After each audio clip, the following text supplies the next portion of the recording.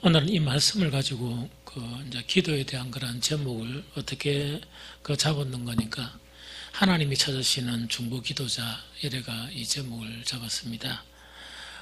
오늘 이사야 59장 먼저 16절을 좀 잘 이해를 해야 될 것 같아요. 그 이해를 하려고 그러면 우리 이사야 59장을 이렇게 한번 읽어보는 게 좀 이해하는데 이 도움이 될 것 같아요. 제일 첫 번째로 우리가 이제 세번역으로 좀 읽고 그 다음에 우리 개역개정으로 읽고 일하겠습니다. 나중에는 먼저 세번역으로 이사야 59장 1절에서 3절을 같이 읽어보겠습니다. 다 같이 앞에 놓았죠. 세번역은 이사야서 59장 1절 3절 같이 읽겠습니다. 주님의 손이 짧아서 구원하지 못하시는 것도 아니요 주님의 귀가 어두워서 듣지 못하는 것도 아니다. 오직 너희 죄악이 너희와 너희 하나님 사이를 갈라놓았고 너희 죄 때문에 주님께서 너희에게서 얼굴을 돌리셔서 너희 말을 듣지 않으실 뿐이다. 너희의 손이 피로 더러워졌으며 너희의 손가락이 죄악으로 더러워졌고 너희의 입술이 거짓말을 하며 너희의 혀가 악독한 말을 하기 때문이다. 아멘. 이거는 이제 뭐냐니까 이 당시에 그런 상황. 그런데 이 상황에서 중요한 거는 뭐냐? 모든 선지서는 누구를 향한 이 선지자들의 이 메시지인 거니까 이스라엘을 위한, 그렇긴 해. 이스라엘 전체로 남유다와 북이스라엘 같으면 쉽게 이야기하면 그 당시에 하나님의 선민이라고 자처하던 이스라엘 사람들에 대해서 이렇게 이제 지적한 그런 부분이에요. 그래서 이사야 59장 1절 3절에서는 뭐냐니까 이 세상을 보면서 무슨 세상이냐? 죄가 너무나 가득 찬 세상이다 하는 것에 대해서 하나님은 한탄하시는 그런 내용입니다. 그래서 이제 죄가 이렇게 가득한 세상이다 보니까 그나마 하나님의 백성 중에서 하나님을 막 의지하려고 노력하겠죠. 이 노력을 하다 보니까 이런 세상에서 사람들이 처한 상황에 대해서 또 이사야 59장에는 잘 기술을 해주고 있습니다. 그게 이제 이사야 59장 8절에서 10절 말씀입니다. 이것도 세번역으로 앞에 보시면 됩니다. 같이 읽도록 하겠습니다. 그들은 안전한 길을 알지 못하며 그들이 가는 길에는 공평이 없다. 스스로 길을 굳게 봤더니 그 길을 건넌 모든 사람에게 안전이 없다. 그러므로 공평이 우리에게서 멀고 공의가 우리에게서 미치지 못한다. 우리가 빛을 바라나 어둠뿐이며 밝음을 바라나 암흑 속에 그럴 뿐이다. 우리는 앞을 못 보는 사람처럼 담을 더듬고 눈먼 사람처럼 더듬고 다닌다. 대낮에도 우리가 밤길을 걸을 때처럼 넘어지니 몸이 건강하다고 하나 죽은 사람과 다를 바 없다. 이렇게 되어 있다죠. 그럼 이거는 뭐냐? 이 죄악이 간영한 세상이다 보니까 어떤 현상이냐니까 그나마 하나님을 이제 신뢰하고 우리 속에 죄성이 남아 있잖아요, 그죠? 하나님을 신뢰하고 막 이렇게 이제 몸부림을 치는 거예요. 그러다 보니까 죄악이 간영한 세상이다 보니까 너무 위험한 세상이잖아요. 그러다 보니까 안전한 길을 무엇일까? 혹은 우리가 하나님께 기도하면서 뭐냐? 우리를 안전하게 해달라. 막 이런 기도도 있을 수 있죠. 또 뿐만 아니고 뭐냐니까 어떤 이 모함도 받고 또한 판결도 굳게 하고 이러다 보니까 정말 이 공평하게 이렇게 심판을 받았으면 좋겠는데 이거는 공평하게 심판을 받는 게 아니고 누가 이기는 거니까 가해자가 이기고 이게 뭡니까? 이 억울함을 호소한 사람이 찌푸리는 거예요. 우리나라에도 보면 대부분 어떤 문제가 많이 일어나는 거니까 언론에 나타난 거나 판사들이 판사회가 판결 난 것 가지고 악하다 선하다고 이렇게 우리가 단정 지을 일이 거의 없습니다. 거의 없습니다. 그래서 또 몇 년 지나고 나면 또 바뀌어버리거든요. 또 바뀌어버리고 그러다 보니까 어떤 분들은 막 이렇게 가슴을 치면서 자기의 억울함을 이렇게 하더라도 뭐냐니까 세상이 어두우니까 세상이 너무나 이 악한 세상이다 보니까 이게 이제 이런 일들이 일어난다는 이야기죠. 그래서 그들이 가는 길에는 공평이 없다. 이거는 왜 그러냐? 모든 사람이 이 죄가 가득한 세상 속에 사니까 자기도 공평을 바라지만은 자기도 공평하게 한단 말입니까? 못 한단 말입니까? 못하죠. 이러다 보니까 스스로 모든 길들을 다 굳게 만들어버렸다 하는 그거 지금 이야기하는 거예요. 그 길을 걷는 모든 사람에게 뭐가 없느냐? 안전이 없다. 그러므로 공평이 우리에게서 멀고 공의가 우리에게서 미치지 못한다.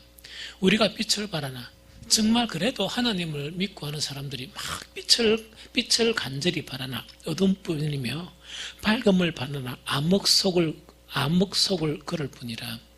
자, 이거는 뭐냐? 빛을 찾는 사람들은 뭐냐? 아마 이 세상 중에 이 교회 다니는 사람들일 거예요. 그리고 하나님을 막 믿으면서 빛을 막 찾는데 참 이게 빛을 찾기가 힘든 거예요. 이거는 세상에서도 빛을 찾기가 힘들고, 그나마 그 교회 가면 빛을 찾겠다 생각했는데, 어쨌든 간에, 어쨌든 간에 이 빛이 안 보이는 거라. 안 보이다 보니까 많은 사람들이 갈등하고, 많은 사람들이 이렇게 저렇게 이제 헤매는 이제 이런 부분을 이야기하는 거예요. 그러면서 우리는 앞을 못 보는 사람처럼 담을 더듬고, 이거는 뭐냐니까. 정말 빛을 갈망하지만 빛이 안 보이는 거예요. 그러다 보니까 이게 뭐냐니까 눈을 뻥 뜨고 있으면서 더듬으면서 갈 수밖에 없고, 또 그것뿐만 아니고 대낮인데도 어떻게 하느냐, 밤길을 걷는 것처럼, 이거는 완전히 그 영적인 이야기야. 밤길을 걷는 것처럼 이렇게 정말 전혀 이렇게 이 모르는 길을 걷는 그런 것을 이렇게 이야기하는 거예요. 그럼 이거는 영적으로는 뭐냐? 우리는 눈이 있어서 그렇게 밝이 보이니까 밝이 보인다 이런 게 아니고, 영적인 부분에서는 정말 이 참빛이 무엇이냐, 이 참진리가 무엇이냐 이러더라도 너무나 혼돈된 세상에 살면서 정말 이 오리무중에 빠져있는 그런 것을 지금 이야기하는 거예요. 그러면은 이런 상황 가운데서 이제 하나님이 이렇게 찾으시는 사람들이 있는 거예요. 그 하나님이 찾으시는 사람은 누구였습니까? 때에 따라 있었죠. 어떤 시대에는 모세를 찾았고, 어떤 시대에는 누구를요? 다윗을 찾았고, 이런 사람은 이제 하나님에게도 사람을 찾는 거예요. 그 사람을 찾는 것 자체가 이제 어디에 나오느냐니까, 이사야 59장 15절 중반절부터 16절이에요. 이것도 이 세 번역으로 한번 읽어보겠습니다. 다 같이 읽어봅니다. 시작. 주님께서 이것을 보셨다. 공평이 없는 것을 보시고 슬퍼하셨다. 압박받는 사람을 도우려는 사람이 없음을 보시고 중재자가 없음을 보시고 주님께서는 놀라셨다. 주님께서는 직접 억압받는 사람을 구원하시려고 반드시 공의를 이루시려고 당신의 능력을 친히 발휘하실 것이다. 이래 되는 거예요. 이게 무슨 말인지 알겠죠? 그러면은 하나님께서 이제 이걸 보신 거예요. 이 죄악이 간영한 그런 세상 속에서 그나마 자기도 죄는 짓지만 뭐가 있단 말입니까? 하나님을 막 의뢰하고 신뢰하는 그건 있는 거예요. 자기도 모순에 빠지고 있지만 뭐냐니까 하나님만이 구원이다 이래 생각하고 막 기도도 하고 이제 찾는 거예요. 그런데 가만히 보니까 어떻게 한단 말입니까? 정말 빛을 찾으려 해도 빛을 이제 찾지 못하고 정말 더듬거리는 정말 그런 상황 가운데, 그러면서 정말 이 목자 없는 그런 양갈같이 고생하며 유리하면서 막 이 사람들의 그런 모양을 보신 거예요. 그래서 주님께서, 여호와 하나님께서 이걸 보셨다는 그 이야기입니다. 이 보셨다. 공평이 없는 것을 보시고 슬퍼하셨다. 이거는 뭐냐? 좀 뭔가 이렇게 괜찮은 사람이다. 좀 대단한 사람이다. 아니다. 관계없이 온통 뭡니까? 공평이 다 사라졌다는 이야기거든요. 공평이 다 사라져 버리고, 그다음 그러다 보니까 어떤 사람이 가장 힘듭니까? 권력이 없고 힘없고 이런 사람들은 지속적인 압박 속에서 빠지게 되죠. 그래서 이런 사람들이 막 하나님께 도움을 구해도 이 도우려는 사람이 이제 없는 거를 이렇게 보시는 거예요. 그 중에서 특히 뭐냐? 이런 세대 가운데서 하나님이 사람을 찾아보는 거예요. 어떤 사람이냐? 중재자. 모세와 같은 그런 중재할 사람이나 혹은 다윗처럼 이렇게 중재할 사람이 없는 것을 보셨다 하는 그거 지금 이야기예요. 그래서 오늘은 그 이제 제목을 이사야 59장 16절을 가지고 하나님이 찾으시는 중보 기도자 이렇게 이제 제목을 잡은 거예요. 참고 삼아 이 뒤에 이제 뭐냐 뒤에 뭡니까? 중재자가 없음을 보시고 주님께서는 어떻게 되거냐 놀라시는 거예요. 이 놀라시고 난 다음에 주님께서 직접 압박받는 사람들을 구원하시려고 반드시 공의를 이루시려고 당신의 능력을 친히 발휘하실 것이다. 친히 발휘하신 하나님의 그 일이 누구를 통해서 이루어집니까? 예수 그리스도예요. 이해가 되죠? 예수 그리스도를 통해서 이루어지는 거예요. 그래서 예수 그리스도를 우리가 부르면서 뭐라고 우리가 이제 부른다고요? 하나님과 우리 사이를 뭐 하시는 분? 중보하시는 분. 중보하시는 분이에요. 그래서 그 많은 정통적인 교회는요, 그 사람들의 이런 부분을 중재란 말 이런 거는 좀 써도 중보란 말은 안 써요.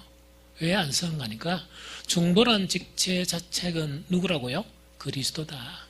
그래서 잘 안 쓰고 거기는 뭐 또 이거 쓰면 뒷무럭 하는 데도 있어요. 그런데 어떤 뭐 때는 뭐 쓰고 이래요.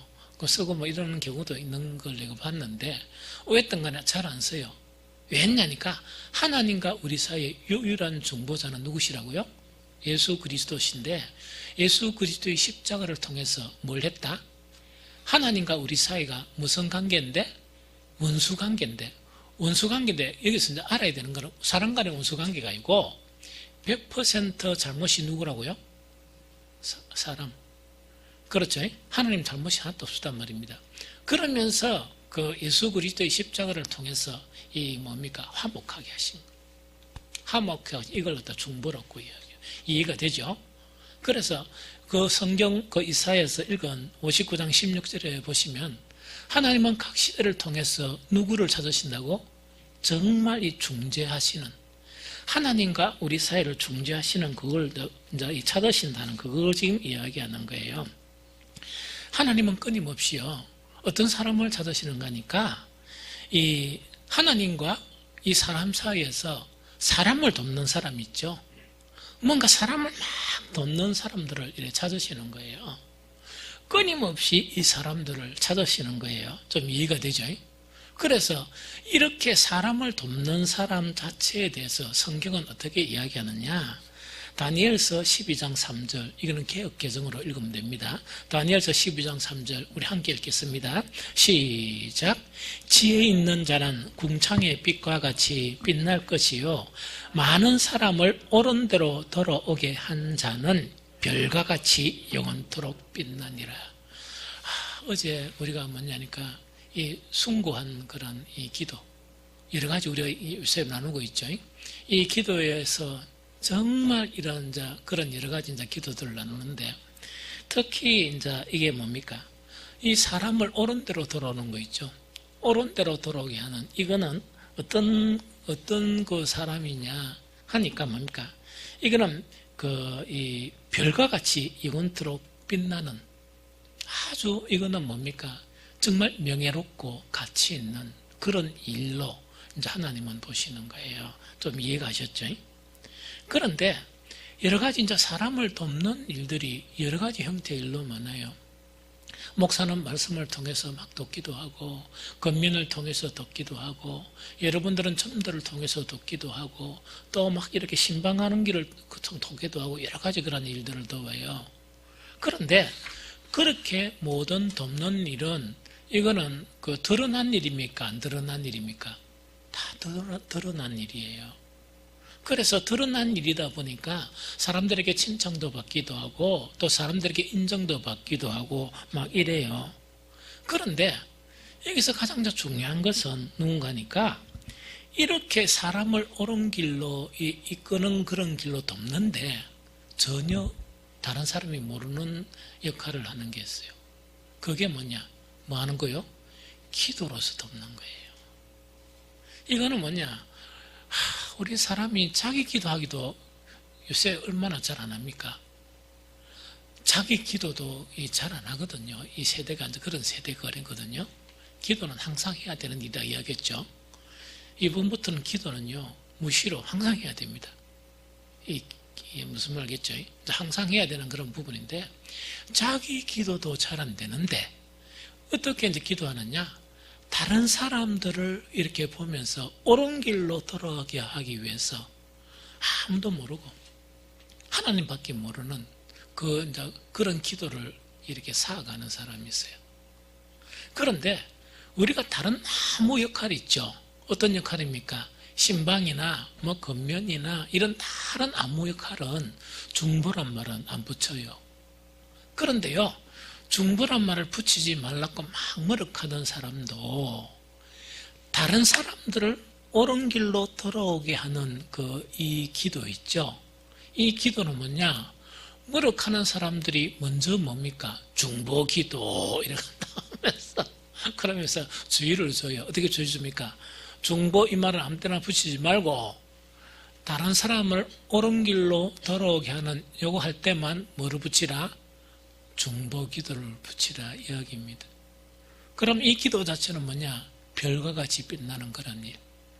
이것은 왜 중보 기도라고 이름을 붙이는 거니까 정말 예수님께서 중보자로서 하나님과 우리 사이에 그런 중보자로서 십자가를 지시는데 그 정도는 아니지만은 다른 사람을 옳은 대로 돌아오게 하기 위해서 그 사람이 알지도 못하는 상황 가운데 정말 끊임없이 기도하는 그 기도가 얼마나 숭고한 기도냐, 얼마나 숭고한 기도냐.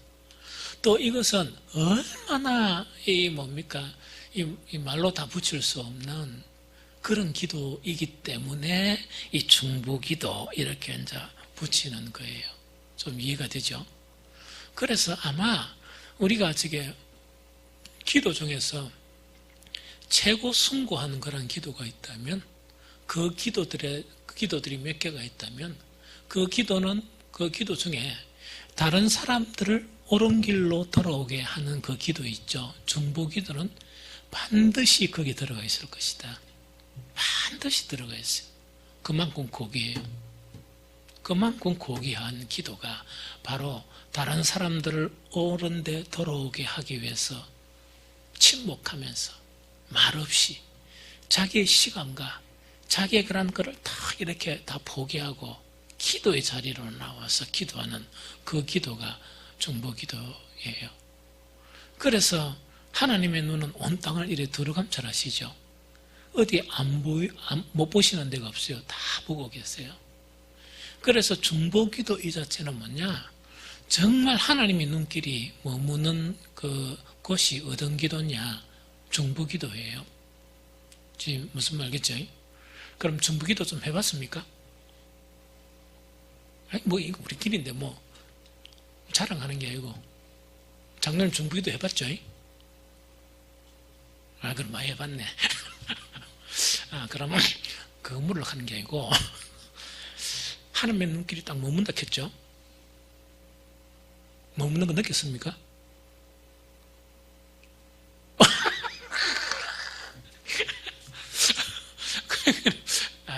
그러니까 이제 이 중요한 거예요.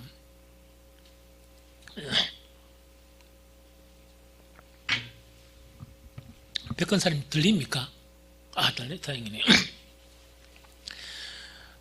중보 기도는 고귀한 기도는 맞아요. 중보 기도는 고귀한 기도가 맞아요. 그러면은 정말 있답니까? 가슴이 저리면서 그 사람은 모르는데 그런 사람들을 향해서 막 기도를 하죠. 막 주님 앞에 기도하죠. 고귀한 기도예요.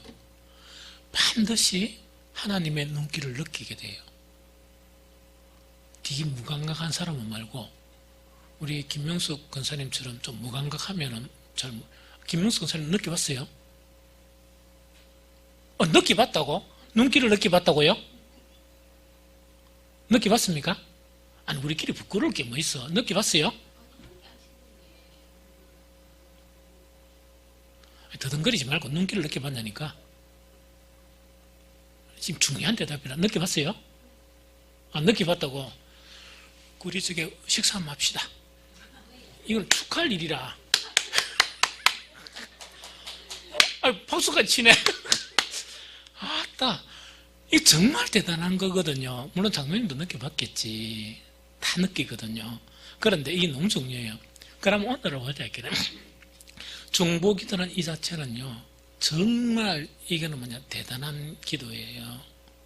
이거는 너무 숭고한 기도예요. 하나님의 눈길이 머물지 않을 수가 없습니다. 않을 수가 없거든요.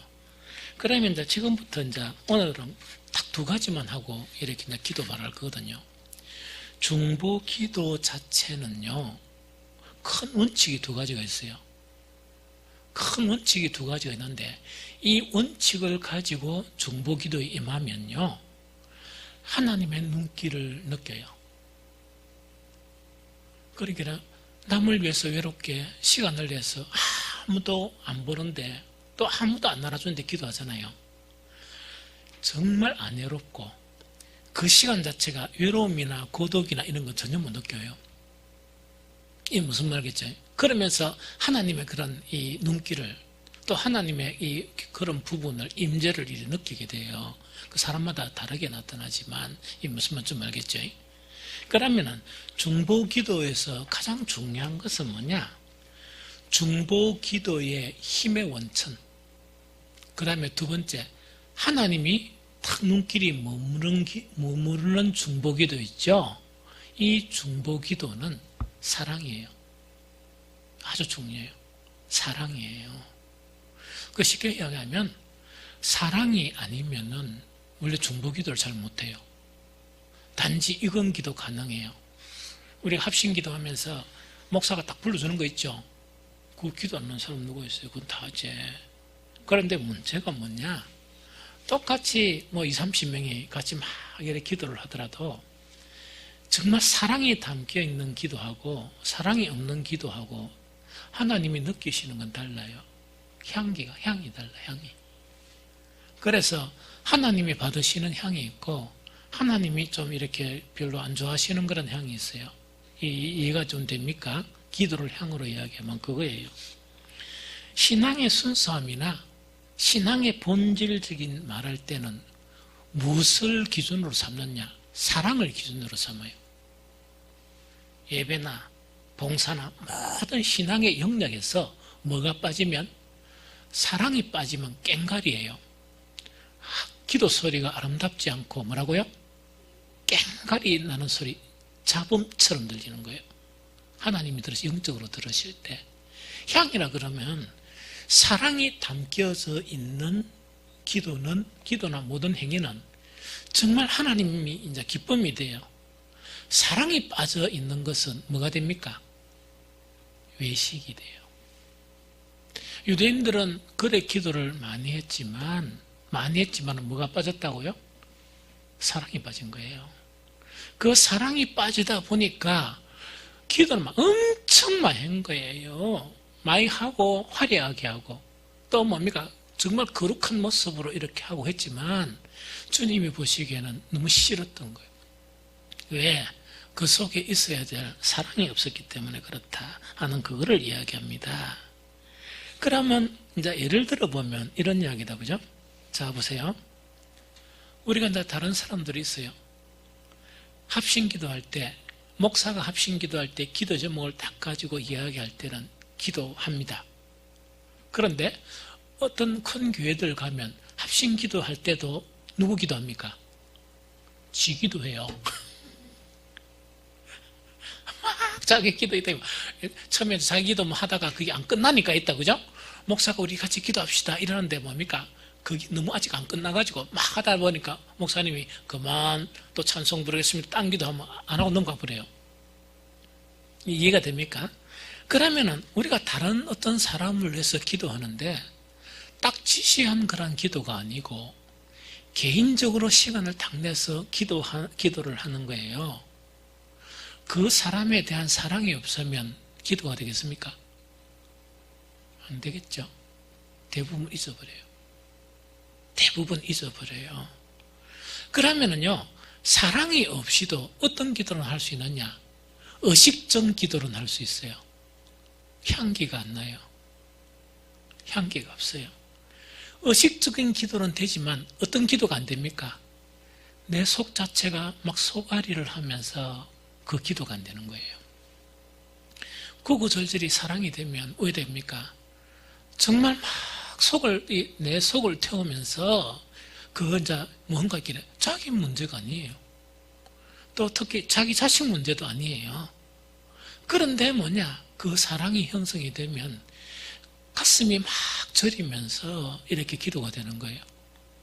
여러분들이 하나님이시라면 또 여러분들이 전 세계를 다 볼 수 있는 눈을 가졌다면 그렇게 기도하는 사람 앞에 시선이 있다가 멈추겠습니까?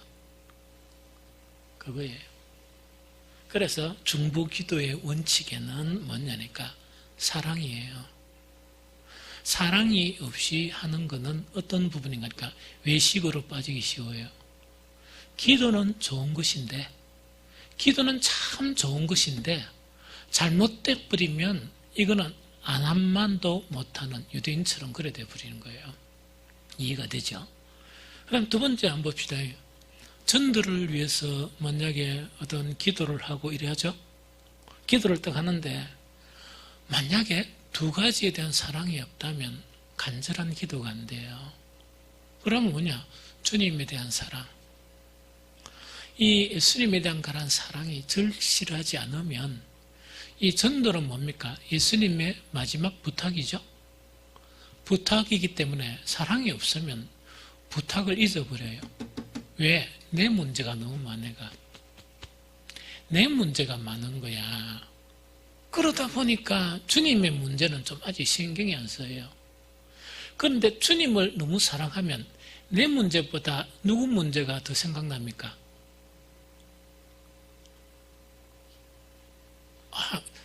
나 보니까 뭐냐니까 맞네. 역시 한수위다, 그죠?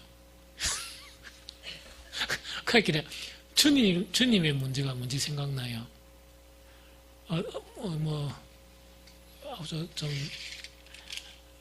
좀 진실한 목회자들은요, 그 기도 내용 보면 자기 자녀들이나 이런 건 항상 꼬랍이에요. 못할 때도 있고, 사실은. 못할 때도 있어요. 왜 못할 때 있느냐? 막 바쁘다 이러면 늘 꼬납이에요. 그래서 어떤 데는 기도 노트에 없는 경우도 있고, 넣어봐야. 그렇게 뭐 자관 시간에 여유가 있으면 하면 딱 끝까지 기도하면 하는 거고, 안 그러면 거의 못해요. 거의 못하거든요. 그래서 이거는 이라고 뭐냐, 주님을 사랑하지 못하면 전도에 대한 부분도 마찬가지고, 그 다음에 하나님이 누구를 사랑하세요? 구원받아야 될 그 사람을 사랑하시다 보니까 그 독생자를 십자가에 못 박았죠. 주님이 그 사람을 그래 사랑하니까 내가 주님을 사랑하면 이 구원받아야 될 영혼들에 대한 사랑도 구구절절합니까? 안 합니까? 절절하죠. 그래서 중보기도가 돼요. 그 다음에 또 한 가지 더 이야기할게요. 우리 교회에서 기도하는 거는 서로 딱딱해요. 보통. 막 이래 통성기도 우리 교회에서 그렇다는 게 아니고 보통. 그러니까 막 의식적으로 막 교회가 뭐 주여 이러고 막 이렇게 기도를 하거든요. 근데 딴 문제라 그죠? 막 딱 기도 소리 들어보면 뭡니까? 좀 간절하고 이런 부분이 있거든요. 이 교회에서 기도하는데 주님에 대한 사랑과 교회에 대한 사랑이 없으면 이건 의식적인 기도로 이렇게 빠져버려요. 빠져버리거든요. 왜냐니까 이제 이거는 좀 문제도 있어요. 교회가 무엇인가 모르는 그런 문제도 있어요. 아직까지 이제 그 교회에 대한 인식이 없다 보면 막 교회는 그냥 막 교회 막 이렇게 이제 생각을 해버려요. 그런데 교회는 얼마나 소중한 것이냐? 예수님이 피로 값주고 세우신 게 교회예요. 얼마나 소중했으면 그렇게 세웠겠어요. 그렇죠? 자, 그래요. 그래서 우리 중보기도의 첫 번째 원칙은 사랑이어야 돼요. 사랑이 안 되면 안 돼요. 이해가 되겠죠? 그래서 여러분들 어떻게 이제 좀 기도하는 거니까 하나님은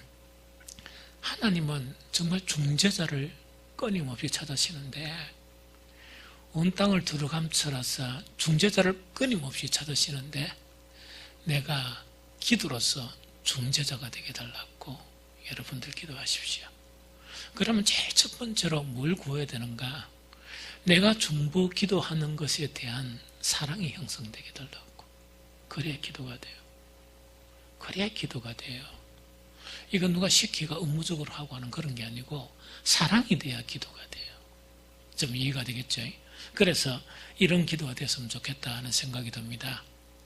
그러면 사랑이 딱 돼가지고 중보 기도를 하면 그 효과가 나타나겠습니까? 안 나타나겠습니까?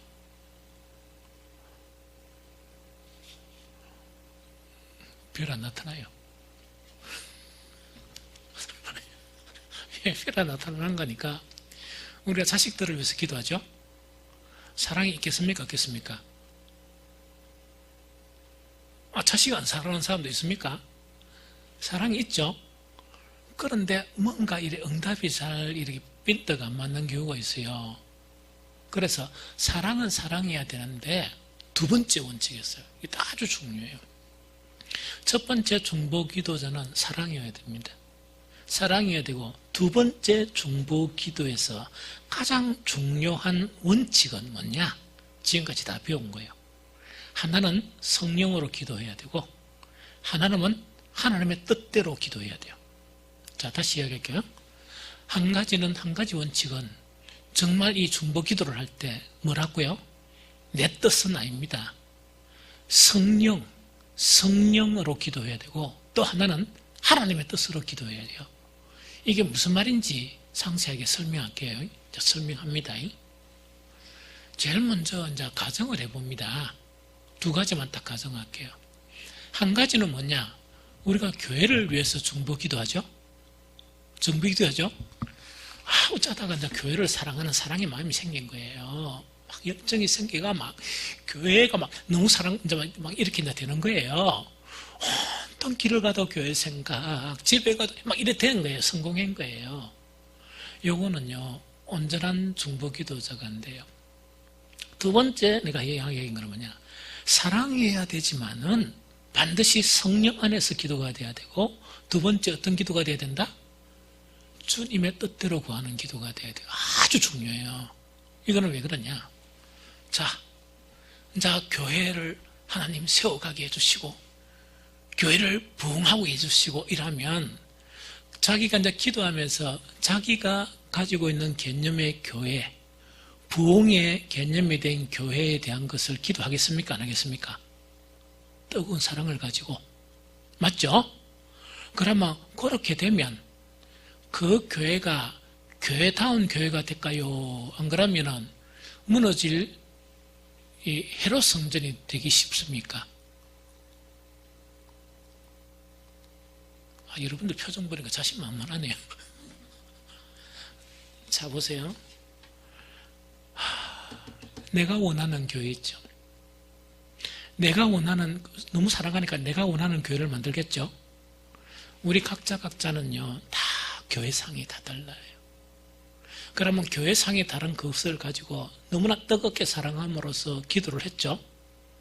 그게 된다 그러면 복음의 방해가 될까요? 복음의 유익이 될까요?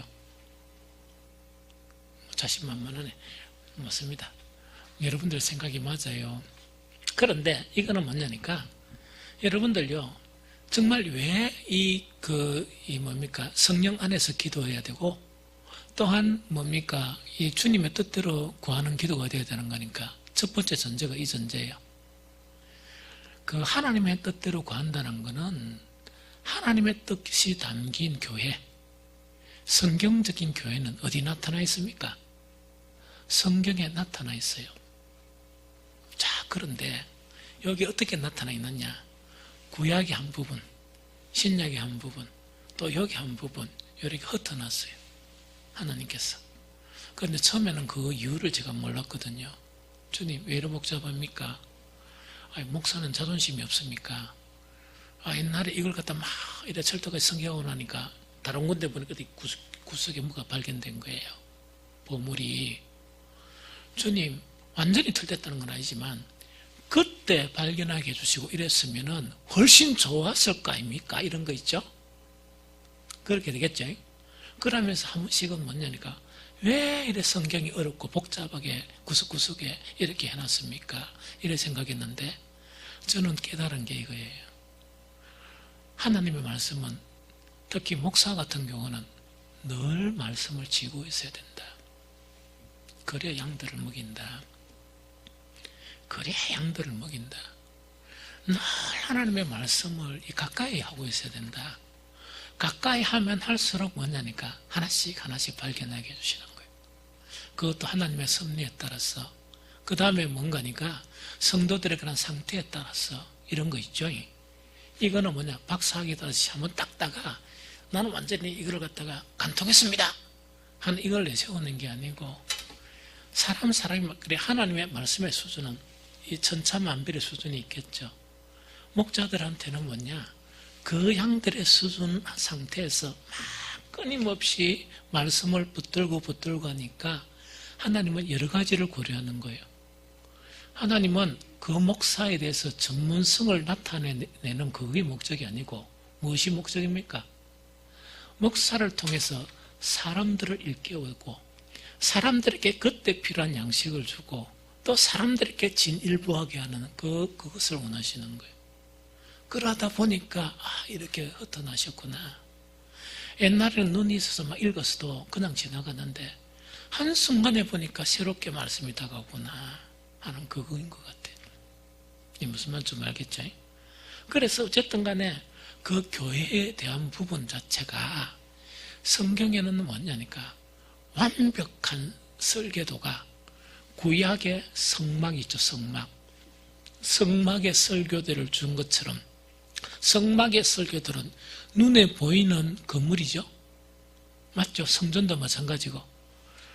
이 신약에서 교회는 가시적인 것입니까? 불가시적인 것입니까? 불가시적인 것이야. 가시적인 것은 교회인데, 교회 건물인데 교회 건물을 교회라고 하지 않아요. 불가시적인 것, 그거를 이야기해요. 얼마나 어려워요. 그러나 성경을 보면 완벽한 교회가 나타나 있는 거예요. 성경의 곳에. 예수 그리스도의 그런 핏부림을 통해서 예수 그리스도가 모퉁이 돌이 되고 사도들을 희생시키면서 그 터를 마련하고, 우리 한 사람 한 사람은 세상 속에 있는 더러움을 예수 그리스도의 피로 씻겨서 뭐를 되게 만들고 산돌이 되게 만들고, 예수님도 큰 돌이시고 우리는 작은 돌이면서 연합해서 영적으로 교회를 세워가는 거예요. 그 설계도가 어디 있느냐? 성경에 있어요. 가장 많이 나타난 것이 됐냐? 에베소서예요. 그러나 우리 에베소서 계속 공부하다가 어젠가는 제가 뭘 가지고 했습니까? 베드로서 가지고 했죠. 저도 얼마 전에 그걸 깨닫고 기절할 뻔했어요. 왜 기절한 줄 알겠습니까? 베드로를 좀 얕잡아 봤거든요. 제가 천국 가면 얼굽더리가 있답니까? 베드로시여, 제가 빈정된 것도 많은데 너무 죄송합니다. 그런 게 제가 왜였던 거네. 너무나 깜짝 놀라고 충격적인 그런 부분들을 성경 곳곳에 이렇게 묻혀져 있는 거예요. 그래서 이런 교회를 알아야 진정한 중보 그리스도가 되겠죠. 그런데 만약에 그 교회에 대한 사랑 자체가 너무나 큰데 만약에 우리가 눈에 안 보이는 교회가 속 들어옵니까? 눈에 보이는 예루살렘 성전이 속 들어옵니까?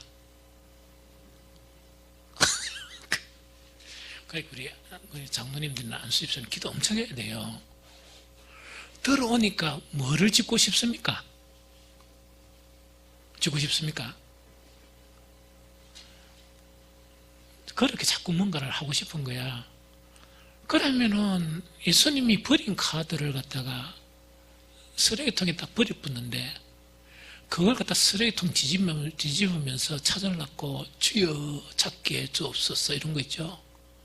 이래버리면 그 사랑이 아무리 있다 손치더라도 뭐에서 막힙니까? 하나님의 뜻에서 막히는 거라. 본질에서 막히는 거예요. 그래서 기도하는 사람은 사랑을 가지고 중보 기도를 하지만 교회를 위해서 기도하면 끊임없이 성령께 뭡니까? 주님이 기뻐하시는 교회를 가르쳐달라. 겸손하게 끊임없이 기도하고 한 번씩 설교도 듣고 그 다음에 성경도 피해보고 이렇게 하면 누가요? 성령께서 우리에게 그 기도를 통해서 알아가지게 되고 목사의 설교를 비로소 이해하게 되는 거예요. 이게 무슨 말겠죠? 목사가 막 교회에 대해서 이야기하면 이게 이제 조금 이제 개념이 잡히면 그것들이 정립이 돼서 가는데 개념이 안 잡히면 그 목사는 뭡니까? 주님의 몸된 교회를 설교하는데 어떻게 듣고 있습니까? 예루살렘 성전을 사가는 거야. 그래서 끼어 있어야 돼요. 좀 이해됩니까? 그래서 하나는 사랑해야 되고 하나는 뭐 해야 된다? 하나님의 뜻대로 구하는 기도해야 되고 성령으로 구하는 기도해야 된다. 두 번째, 이게 너무 쉬운 자의 하나만 이야기합니다. 그럼 중보기도 하는데요. 사람들을 위해서도 중보기도 하죠. 특히 이제 우리 자녀들을 위해서 이제 중보기도 하는 고해만 들어볼게요. 이것도 뭔가니까 어떻게 하는 거야? 성령으로 기도해야 되고 또 무엇으로 기도해야 돼? 하나님의 뜻대로 기도해야 돼요. 우리 속에 있는 그 소원 자체, 자식들에 대한 희망사항이 있죠. 다 있어요. 다 희망사항이 다 있거든요. 그런데 철떡같이 어떻게 믿습니까? 내가 가진 희망사항은 바로 우리 자식의 행복이고 우리 자식의 잘 되는 것이고 우리 자식이 하나님이 기뻐하는 것이다 하는 그런 무너지지 않는 성을 다 구축하고 있는 거야. 그런데 좀 죄송한 이야기지만 그게 이루어지면요, 망칩니다. 좀 죄송한 이야기지만 아무리 자식을 사랑해도 여러분들 생각대로 그 기도하는 대로 하면요, 망칩니다. 그래서 하나님은 여러분들 자식들을 너무 사랑해가지고 여러분들 기도하는 것대로 어떤 데는 안 들어주세요. 왜 했냐니까 여러분들은 여러분들 자식을 낳았지만 누가 더 잘하세요? 그럼 겸손해야지. 꼭 지가 만드는 것처럼 있답니까? 지가 만드는 것처럼 1, 2, 3 이래가지고 빈틈이 없어요. 그러니까 그런 속에서 나는요, 한 번씩 그런 아들 보면 아이들이 너무 착해요. 내한테 그랬다 그러면 나 뛰쳐나왔습니다. 내한테 그랬다 그러면 나는 두 번 다시 안 볼 거예요. 이게 무슨 말인지 좀 알겠죠? 그런데 그게 이제 너무 잘못된 거예요. 그래서 어떻게 기도해야 되는 거니까 먼저 자식을 알아야 돼요. 하나님, 이러세요. 우리 나중에 우리 아들 내한테 너무 안 맞고 내한테 너무 안 맞고 뭐 이런 거 있죠. 이제 그래 하지 말고 하나님 겸손하게 내가 나도 잘 모르겠네요. 먼저 우리 자식을 좀 알게 해주십시오. 이제 나는 내 욕심과 내 육신적인 그런 눈으로 자식들을 보면서 위안받고 하고 기도했지만 내가 가만히 생각해 보니까 상처 주고 영혼을 건드리고 영혼이 똑바로 못 선적하도록 돕는 그런 일밖에 한 것이 없네요 하면서 그걸 회개해야 돼. 그러면서 뭐 하냐니까 하나님, 내가 낫지만은 내보다 하나님이 훨씬 잘 아시니까 우리 아이를 나한테 좀 가르쳐 주십시오. 우리 아이가 어떤 아이인지 하나님 내가 영의 눈으로 좀 보게 해달라. 그렇게 간절히 기도하세요. 그렇게 하면은 점점 있답니까? 여러분들이 눈에 눈꺼풀 있죠? 영적으로 못 보는 눈꺼풀들이 하나씩 비끼면서 이 세상에 가장 소중한 아이로 보이기 시작해요. 이 세상에 가장 소중한 아이로 보이기 시작하는 거예요. 그러면서 뭐냐? 아버지 하나님, 이야기했죠. 내 원대로 마옵시고 아버지의 원대로 하옵소서. 내가 자식에 대한 거는 내가 이런 소원 가지겠지만은 저는 이것이 완전하다고 믿지 않으니까 하나님 내 소원은 무시하십시오. 그러나 아버지 하나님의 소원이 누구에게 이루어지기로? 우리 아한테 이루어지기로. 그렇게 자식을 맡기는 거예요. 그러면 왜 되는 거니까 여러분들이 이게 못손된 자 있죠. 그걸로 망치는 것보다 뭐로? 하나님이 놀라운 권능으로 여러분들 아이를 양육해 가요. 그게 중보기도의 원칙이에요. 이해가 되겠죠? 다시 정리합니다. 중보기도는 가장 숭고한 기도예요. 가장 숭고한 기도를 하면서 결과는 극과 극으로 나타나요. 하나는 그 향기가 너무 좋아가지고 하나님이 너무나 기히 보시는 거예요. 그런데 같은 중보기도를 하면서 하나는 뭡니까? 극과 극이에요. 하나님이 한 번씩 교회 문 닫았으면 좋겠다 이랬죠.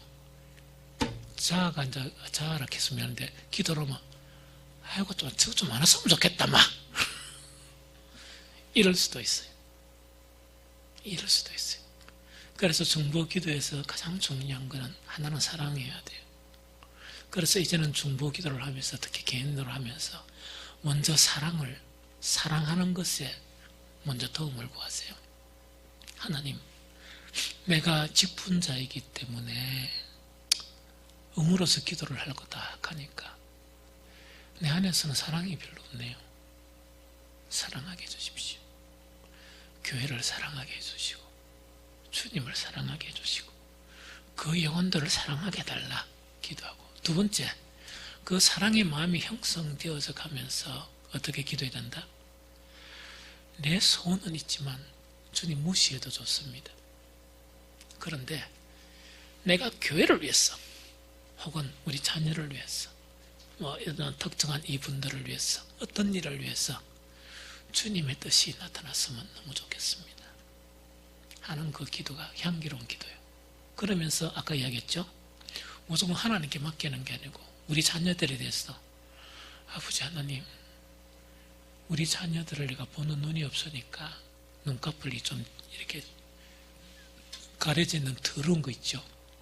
그런 거 좀 띄게 해주세요. 그래서 하나씩 벗겨지면서 영의 눈으로 우리 자식을 그렇게 소중하게 여기는 우리 자식을 보게 해달라. 교회를 보게 해달라. 우리 성도들을 보게 해달라. 이 기도가 중보기도예요. 가장 가치 있는 그런 중보기도예요. 그래서 저도 더 노력을 할 거예요. 저도요, 하나님 앞에 너무 잘 비우고 싶어요. 잘 보이고 싶어요. 그래서 끊임없이 중보기도를 배워갈 거거든요. 여러분들도 중보기도 배워가세요. 하나님께 잘 보이는 것 중에서 잘하는 중보기도만큼 하나님께 잘 보이는 건 없습니다. 그래서 이런 중보기도자가, 하나님이 찾으시는 중보기도자가 저와 여러분들이 되시기를 예수 그리스도 이름으로 축복합니다.